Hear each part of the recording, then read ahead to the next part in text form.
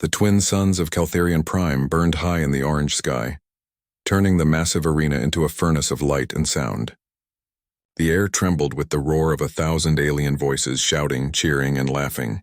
The arena of fire, a place where warriors came to die for the pleasure of the crowd, was alive again. From her royal balcony, Princess Vera of the Calthari Empire watched with a calm face that hid her restless heart. The long silver markings on her cheeks glimmered under the sunlight, and her pale blue eyes studied the fighters below. She had seen many battles before, brutal, bloody, and glorious. The Calthari people loved war. It was their pride, their culture, their entertainment. But today something felt different. Down in the center of the arena stood a small figure, a human. He looked fragile compared to the towering aliens around him. He had no armor, no weapon, not even shoes. His skin was bruised and dirty, his face marked with old scars that told stories of pain and survival. He stood barefoot on the burning sand, breathing slowly, eyes calm and steady. The crowd began to laugh. "Is this the human they brought from Sol?" Someone shouted. "He looks like a child. He won't last a minute." Another voice answered. Even the guards smirked. To them, humans were weak, low creatures from a cursed death world, useful only for labor or as playthings in the arena. No one expected this one to live, but Princess Vera didn't laugh. Something about the way he stood caught her attention. There was no fear in his eyes. No trembling, no begging. Only quiet strength. The announcer's voice echoed through the air, booming from 100 speakers. "Warriors of the Empire, today behold the new challenger from the forgotten world of Sol. A creature so primitive it fights with bare hands. Let the games begin." The crowd screamed in delight as the gates opened. From the shadows emerged the first opponent, a Vargul, one of the strongest gladiators in the Empire. It was a monster made of muscle and bone, 10 feet tall with tusks curving from its jaw and a plasma axe glowing in its hands. The Vargul stomped toward the human, each step shaking the sand.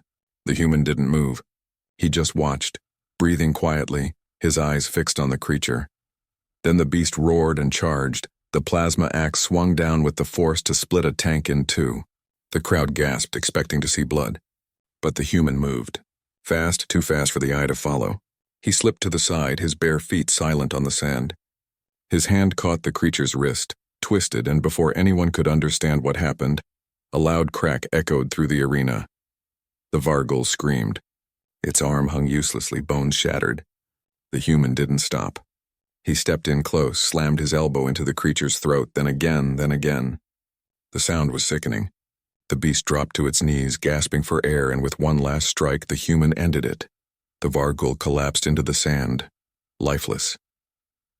For a moment there was silence. The crowd that had been laughing seconds ago now stared in shock. Even the announcer forgot to speak. Up in her balcony, Vera rose from her seat without realizing it. Her eyes widened. She felt her hearts pounding in her chest. The human stood in the middle of the arena, chest heaving, blood dripping from his hands. But there was no pride in his face. No smile, just silence. He looked up, his gaze sweeping across the crowd as if searching for something, perhaps meaning, perhaps mercy, but found none. Then he looked down again and whispered something no one could hear. Vera leaned forward, trying to read his lips. She couldn't, but she felt it. Something inside her shifted, a strange feeling she couldn't name. Pity? Admiration? No. It was something deeper. Her advisor leaned toward her. "Princess, are you unwell?" She blinked, forcing herself to sit back. "No," she said softly, "I'm watching." The next gate opened and another beast entered. The crowd found its voice again, chanting louder now, half in mockery, half in awe. "Human, human, human." But Vera didn't cheer. She couldn't. Her gaze stayed fixed on him. For the first time in her life, she saw what real courage looked like.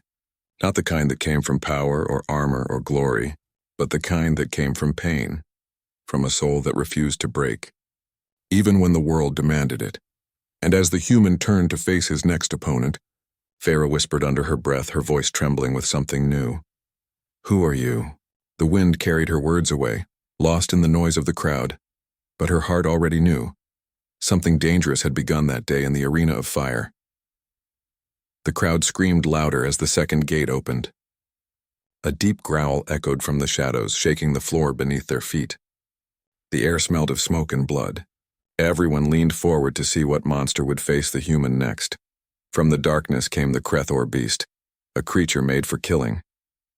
It had 4 arms, each ending in sharp claws, and its hide was covered in metal-like scales. Its eyes glowed yellow, and its roar made the arena tremble. Even the guards took a step back. The human stood still. His chest rose and fell slowly. The heat of the twin suns burned his skin, and blood from his earlier fight still dripped down his arm. He did not speak. He only wiped the blood from his eyes and waited. Princess Vera's hands tightened around the railing of her balcony. Her pulse raced. Every instinct told her that this fight would end the human. No one could face a Crethor unarmed, but her eyes refused to look away. Something deep inside her needed to see how this fragile being would fight again. The Crethor roared and lunged forward, claws slashing through the air. The human ducked, rolled across the sand, and came up on one knee. Dust rose around him like smoke. He looked up at the beast, calm, focused. It swung again, and this time the claws caught his shoulder, tearing into flesh. The human cried out but didn't fall. Blood ran down his arm, hot and red. The crowd cheered wildly, sensing his death was near. Vera's throat went dry. She felt pain in her chest, not for the creature but for the man who refused to kneel. The Crethor raised all 4 arms, preparing to crush him. But the human moved first. With a roar of his own, a sound raw and human, he ran straight at the beast. Everyone gasped. No one ran toward a Crethor. He slid under the creature's swing, grabbed a handful of sand, and threw it into its eyes. The monster screamed and stumbled. The human leapt onto its back, wrapping his arms around its neck. He struck again and again, elbows, fists, anything he had. Every hit echoed like thunder. The beast thrashed, trying to throw him off, but the human held tight, using his whole body like a weapon. He dug his fingers into the soft flesh under its scales, ripping and tearing until the Crethor howled in agony. Then, with one last scream, the human twisted its head. A loud snap filled the air. The beast collapsed, its body shaking the ground. The arena went silent. Even the wind seemed to stop. The human rolled off the body and fell to his knees. He was shaking, breathing hard. His blood mixed with that of the creature, turning the sand dark red. But he didn't celebrate. He didn't raise his arms or look for glory. He just stared at the ground, whispering something softly, maybe to himself. From above, Vera's eyes filled with tears she couldn't explain. She had seen warriors fight for fame, for honor, for power. But this man, this human, fought like someone who had already lost everything. He fought not to win, but to survive. Her general beside her laughed. Remarkable, isn't it, princess? The Death Worlder fights like a demon. Imagine an army of them. Vera didn't answer. She couldn't find the words. Her gaze stayed on the human, on his trembling hands, on the scars that told stories of pain she could only imagine. The healers rushed in to drag him away, but he pushed them off. He stood on his own, limping but unbroken.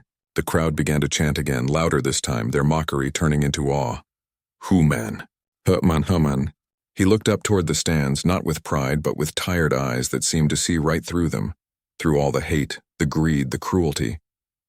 And when his gaze reached the royal balcony, for a second it met hers. Vera felt her breath catch. Their eyes locked, 2 souls from different worlds connected by something unspoken. He didn't smile. He didn't bow. He just looked at her, bleeding and exhausted, but still standing. Still alive. Something inside Vera shifted again. She didn't know why, but she wanted to go to him. To ask him his name. To tell him that she saw him. Truly saw him. Instead, she whispered. Barely a sound. Her voice trembling under the twin suns. Don't die. The wind carried her words into the heat of the arena. The human couldn't have heard her, but still. He lifted his head slightly, as if he had.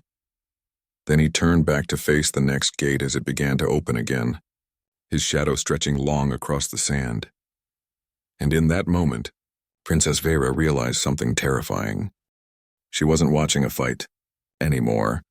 She was watching the birth of something she could never forget, something she could never undo. The human wasn't just surviving. He was teaching her, and the entire galaxy, what it truly meant to be alive. The arena floor had turned into a graveyard of broken bodies. The scent of smoke and blood filled the hot air, heavy enough to make weaker creatures faint. Yet still the human stood, bruised, bleeding, but alive. His chest rose and fell like a man breathing fire, and his eyes burned with something the aliens could not understand. Round after round, new enemies came. Some were beasts with claws, others were armored gladiators from faraway worlds. Some carried plasma blades, others fought with steel, but every time the human found a way. Every time he refused to die. He fought not like a trained soldier, but like a man who had spent his whole life in pain. Every punch, every kick, every desperate move spoke of survival, of a creature that learned long ago that no one would come to save him. The crowd had changed now. At first they laughed. Then they cheered. Now they watched in silence, unsure if they were witnessing courage or madness.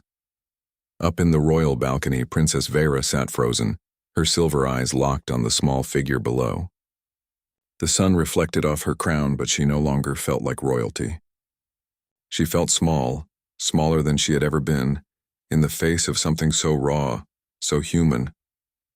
When the seventh challenger fell, crushed by the human's bare hands, the arena went quiet again. Even the announcer hesitated to speak. The man stood among corpses, his breathing ragged, his skin painted in red. For a long time, no one moved. Then slowly he sank to his knees. His hands trembled, not from fear, but from exhaustion. He looked down at his bloodied palms as if seeing them for the first time. The cheers of the crowd faded into a dull roar. He could still hear the cries of those he had killed, echoes that would never leave his mind. He had survived again. But at what cost? Vera felt her throat tighten. Her people called this entertainment. They saw him as a monster to be feared or a tool to be used. But she saw something else, something that made her chest ache.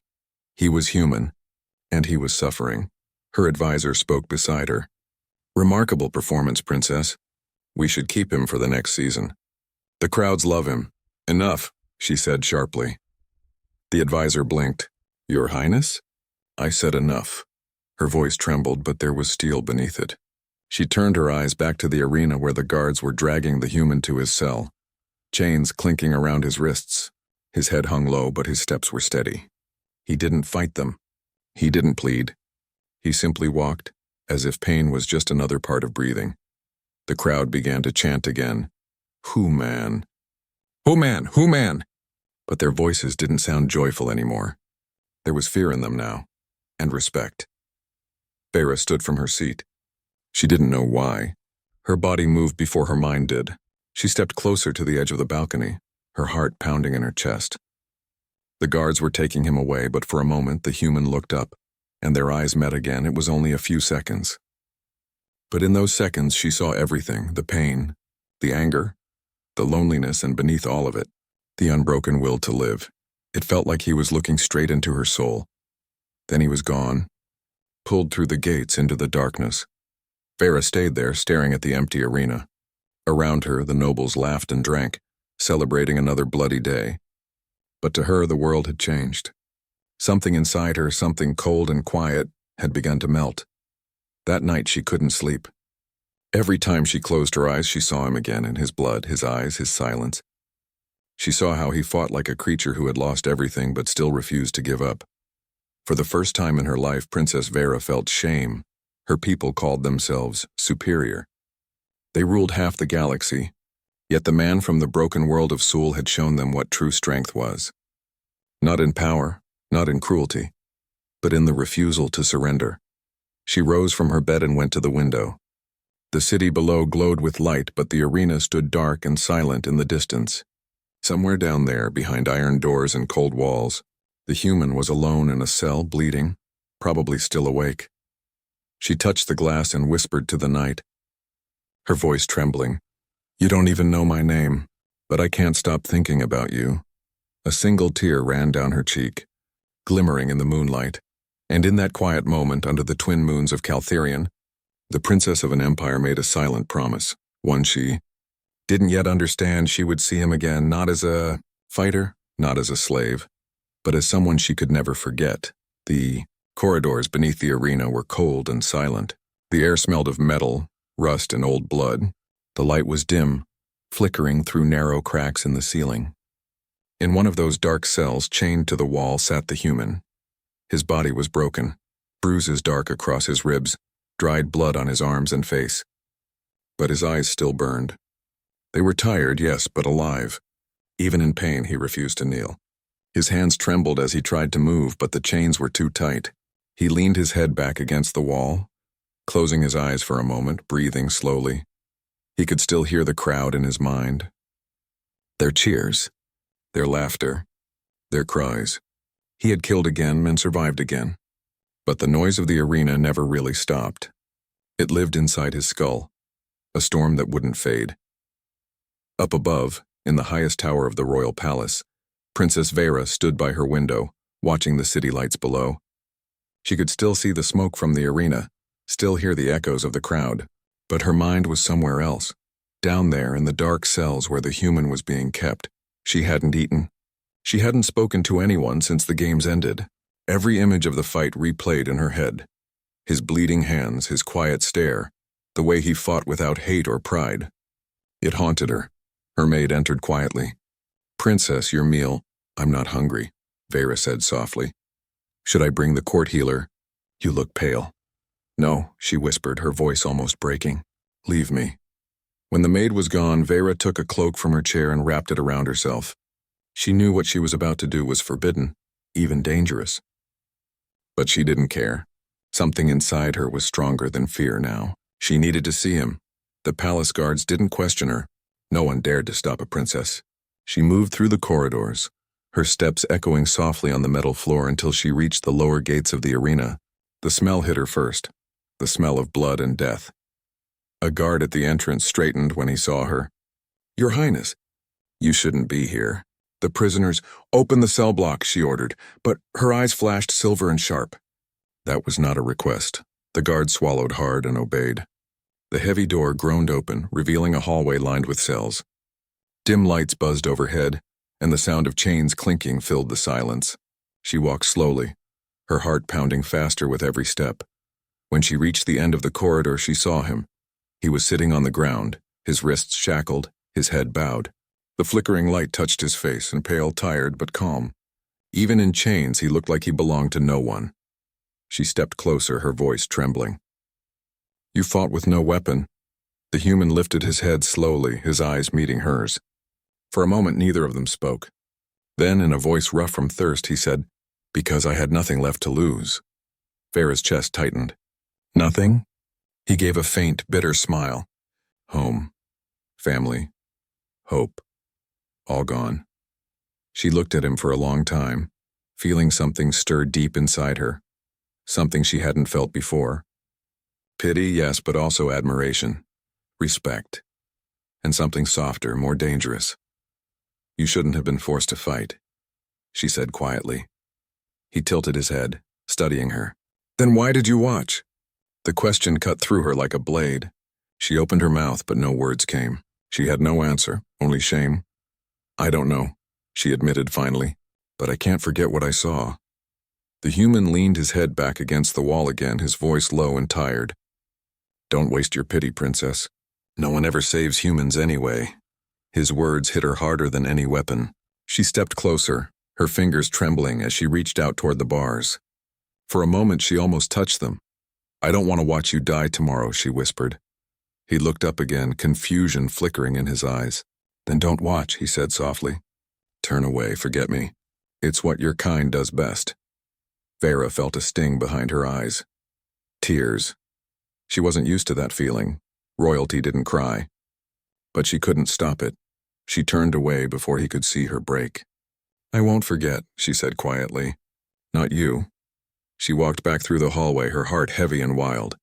The sound of his chains followed her, each clink echoing like a promise. That night, back in her chamber, she stood before her mirror and whispered to her reflection, "He thinks no one will save him." She looked at her own eyes, cold, royal, and full of fire. Then maybe it's time someone did. Outside, the twin moons hung over the empire, silent witnesses to a princess's dangerous decision. And deep below, in the darkness of his cell, the human closed his eyes and whispered back to the night, "Maybe. Not all of them are monsters." The night was darker than usual on Caltharian Prime. Clouds hid the twin moons, and a cold wind swept through the palace halls. The empire slept, but Princess Vera could not. She stood by her window, her eyes lost in the distance where the arena stood, silent now but still soaked in blood. Her mind kept replaying the same image again and again, the human in chains, sitting alone in the dark, his voice echoing in her head. No one ever saves humans anyway. Those words haunted her. They pierced her heart like thorns. She had been born into power, into a world where she was obeyed without question. Yet all that power felt useless now, because she couldn't stop thinking about one broken, bleeding man. Her father, the Emperor, had announced earlier that the human would fight again at dawn, this time against 3 armored champions. It was not a match. It was an execution. Vera couldn't allow it. She didn't know why she cared so much. Maybe it was because he was different. Maybe it was because when he looked at her, he didn't see a princess. He saw a person. Her heart told her the truth she didn't want to say aloud. She didn't want him to die. She wanted him to live. Quietly, she put on a long black cloak and left her chamber. She moved through the empty corridors, her bare feet silent on the marble floors. The guards at the lower gates didn't see her slip past. Royal secrets had many paths. She knew where he was kept now. The lowest dungeon beneath the arena. A place where only the hopeless were left to rot before the final fight. The heavy iron door creaked open. She stepped into the dim corridor, holding a small lamp that flickered in her trembling hand. The air smelled of rust and despair. Chains clinked softly in the distance. When she reached his cell, she stopped. He was awake, sitting against the wall, his eyes half open, his breathing slow. The moment he saw the faint light, he turned his head slightly. "It's you," he said quietly, his voice weak but calm. Vera's throat tightened. "You remember me?" "How could I forget?" he murmured.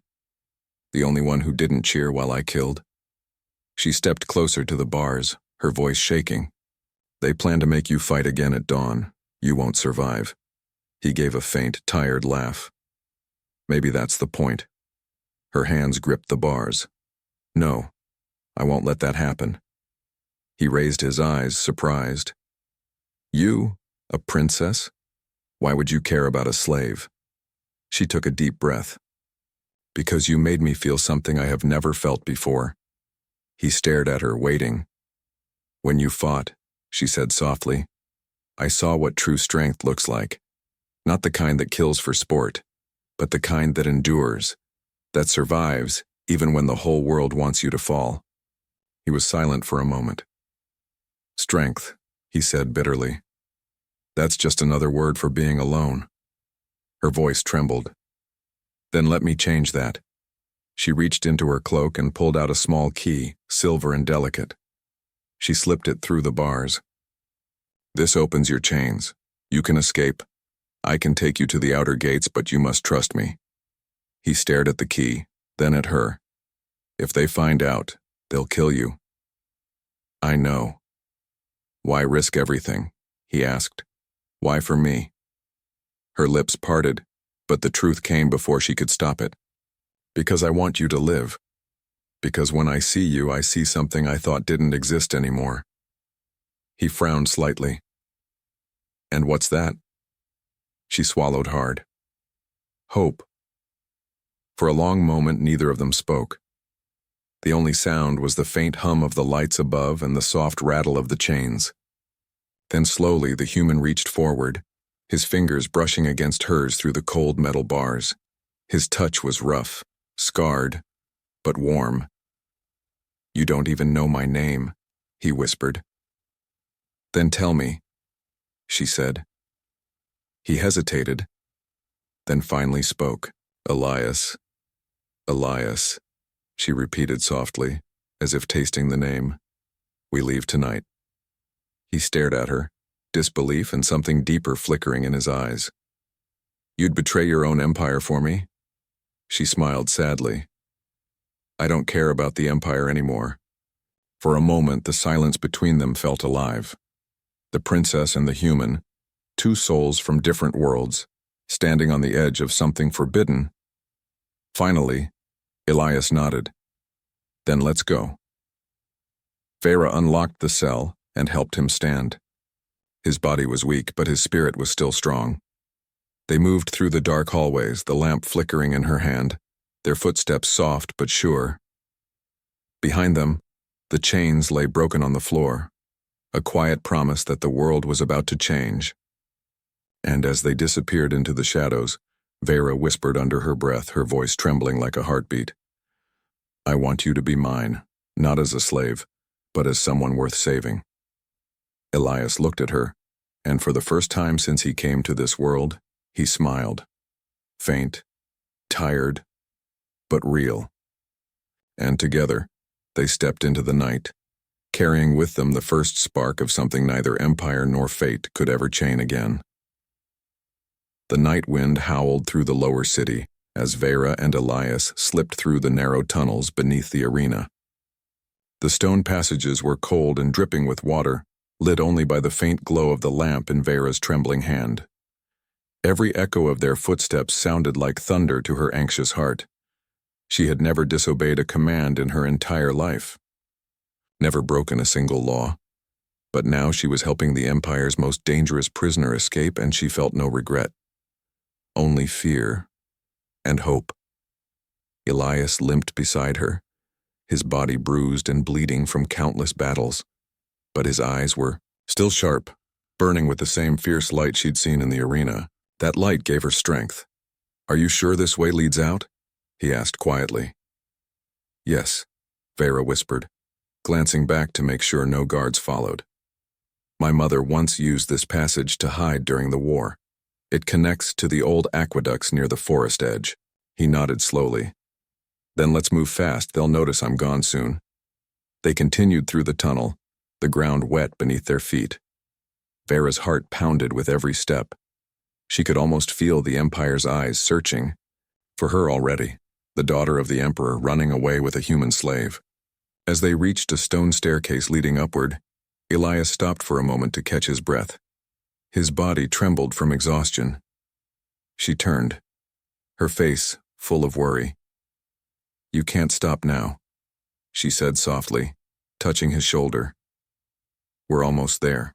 He looked at her hand on him, then up into her eyes. "Why are you doing this, Vera? You could have lived your life in gold and silence. You didn't have to risk it all for me." Her voice broke as she replied, "Because I couldn't stand to see you die. You fight like no one I've ever seen, not for pride, not for power, but just to keep living. That's something I've never had to do. Maybe I envy that. Maybe." She hesitated, tears filling her eyes. "Maybe I love that." Elias froze. The word hung between them, fragile as glass. He didn't know what to say. Love was something humans whispered about in the dark, a memory from before their worlds were conquered. To hear it from her, a royal alien who should have hated him, felt impossible. Before he could speak, a siren blared from above, a deep metallic howl that shook the tunnel walls. "They know," Vera gasped. "Run!" They climbed the stairs, their hearts racing. When they emerged from the tunnel, the open night sky welcomed them, but so did chaos. The city above was alive with searchlights and shouts. Drones scanned the streets and soldiers were marching toward the arena. Elias grabbed her hand. "Which way?" Vera pointed toward the dark forest beyond the outer walls. "That way. If we can reach the old bridge, we can cross the river. They won't follow into the wilds." Together, they sprinted through the shadows. The alarm lights turned the sky red behind them. Arrows of light flashed over their heads as drones spotted movement. "Keep going," Elias shouted. The air burned as energy bolts struck the ground around them. Vera's cloak tore, but she didn't slow down. She clung to Elias's arm as they leapt over broken fences and crumbled stone. Finally, they reached the outer gate, a towering metal door sealed shut. Elias cursed under his breath. "We'll never open that in time." Vera's eyes darted to a side lever embedded in the wall. "It's a manual release. My father ordered it sealed decades ago." Without hesitation, Elias ran toward it, slamming his shoulder against the mechanism. The gears groaned, sparks flying. He pushed again, growling in pain as his wounded muscles strained. Vera joined him, her small hands pressing against the lever. Together! She cried. With a final shuddering clang, the gate groaned open just enough for them to squeeze through. On the other side stretched a dark field bathed in moonlight, but as they stepped through, a voice thundered behind them. Traitors!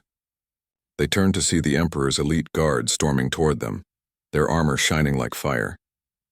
At their head was Captain Ralith, the Emperor's right hand and Vera's old tutor.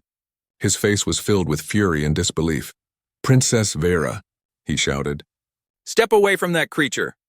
Elias stepped in front of her instinctively. You'll have to go through me first. Ralith laughed coldly. Gladly.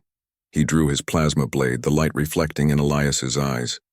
Vera grabbed Elias's arm, panic rising. Don't! You can't fight him. He's one of the best. Elias gave her a small, weary smile. I've been fighting for my life since the day I was born. I'll manage. Then, before she could stop him, he stepped forward. His fists clenched. No armor, no weapon, only the will to survive. The guards surrounded him, but Elias moved like a storm. He ducked, weaved, and struck, his bare hands finding weak points between their armor plates. One by one they fell, but Ralith was fast, too fast. His blade slashed across Elias's shoulder, sending blood spraying into the dirt.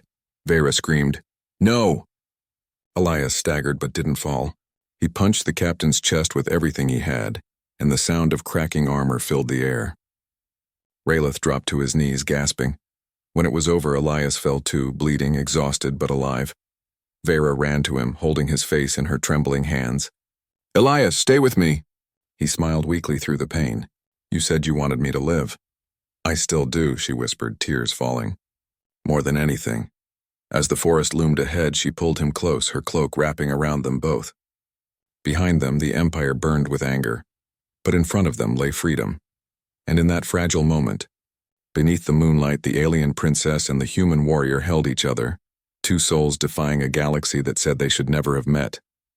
For the first time, neither of them felt alone. The forest stretched endlessly under the pale dawn light. Mist hung low between the trees and the air smelled of rain and soil. Vera helped Elias walk, his arm over her shoulder, his steps heavy but determined. The river roared softly in the distance, their last barrier to freedom. Elias's blood still stained her hands. His wound had stopped bleeding, but his strength was fading. Each breath he took seemed to tear through his chest. Yet he didn't complain. He just kept moving, one slow step at a time. You should have left me, he murmured weakly. Vera shook her head fiercely. Never, I told you I won't lose you now. He smiled faintly. You're stubborn, just like a human. She laughed softly, tears in her eyes. Then maybe I've learned something from one. They reached a small hill overlooking the wide silver river.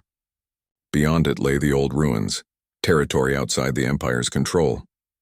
If they crossed, they would be free, but freedom was never that simple. Behind them, a deep rumble shook the ground. Vera turned and froze.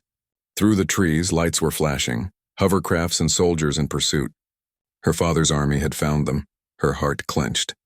They're here. Elias looked back, his jaw tightening. Then we'll make our stand here. No, Vera said quickly. You can't fight them all. You can barely stand. He looked at her with that same calm fire she had fallen for. If I stop now, you'll never make it. You have to go. I'm not leaving you, she shouted, her voice breaking. I didn't risk everything just to watch you die again. He smiled. That soft, tired smile that had melted her heart since the first time he looked at her through the cell bars. You gave me something no one else did, Vera. You made me feel human again. That's enough. She grabbed his face in her hands, shaking her head. No, it's not enough. You promised me you'd live. He touched her wrist gently. Then run. Live for both of us. Before she could argue, the first blast hit the ground nearby, shaking the forest. Elias stood tall, his fists clenched, eyes blazing. He was hurt, bleeding and outnumbered, but his spirit burned brighter than the dawn itself. The soldiers came charging through the trees. Energy blades flared, the air filled with shouting. Vera screamed, Elias! He turned his head one last time, his voice calm even through the chaos. Go, princess, go! Tears blurred her vision as she turned and ran toward the river. Every step tore at her heart. Behind her she could hear the battle, the sound of fists striking metal, the roar of defiance that could only belong to a human. When she reached the riverbank, she looked back. Through the rising smoke, she saw him, Elias, standing alone against the soldiers, fire in his eyes, his body broken but unbowed. He fought like a storm, each movement filled with pain and fury and love. He didn't fight to win. He fought to buy her a future. Then a blinding light filled the air as the Empire's gunships fired one final blast. The ground shook. The forest burned. Vera screamed his name, her voice echoing across the river. But there was no answer, only silence. She fell to her knees, sobbing, the cold water lapping at her hands. Her heart felt like it had shattered into 1,000 pieces. The man who had fought with his bare hands, who had defied an empire, was gone. And yet, when she looked up at the burning forest, she felt something strange. Warmth. Not from the fire, but from within, because Elias wasn't truly gone. His courage still lived in her heartbeat. His strength still burned in her veins. She rose slowly, tears streaming down her face, and crossed the river. On the other side, the world was quiet and green. No soldiers, no walls, just open sky. Vera fell to the ground, pressing her hand against her chest where her heart still ached. "I'll live," she whispered to the wind. "I'll live just like you wanted." Years passed. The empire grew weaker. Whispers spread of a rebel queen who rose from the ashes, leading the enslaved to freedom. Her name became legend, Vera the Dawnbringer, and they said she carried a single silver key around her neck, the same one that had freed a human once long ago. When the war finally ended, she stood again at the same riverbank where it had all begun. The forest had grown back, green and full of life. The sun rose slowly, golden and soft. She closed her eyes, feeling the warmth of dawn on her skin. "Elias," she whispered, smiling through her tears. "We made it." The wind moved gently through the trees, almost like a voice answering her, and for a brief, beautiful moment she swore she could hear him again, soft, proud and full of love. "I told you, princess, we never die easy." Vera laughed quietly, wiping her tears. The sky was bright now, the same color as hope, and in that light, she knew his spirit would never fade, because the galaxy would remember him, not as a slave, not as a fighter, but as the human who made even an alien princess whisper through tears, "I want him to be mine."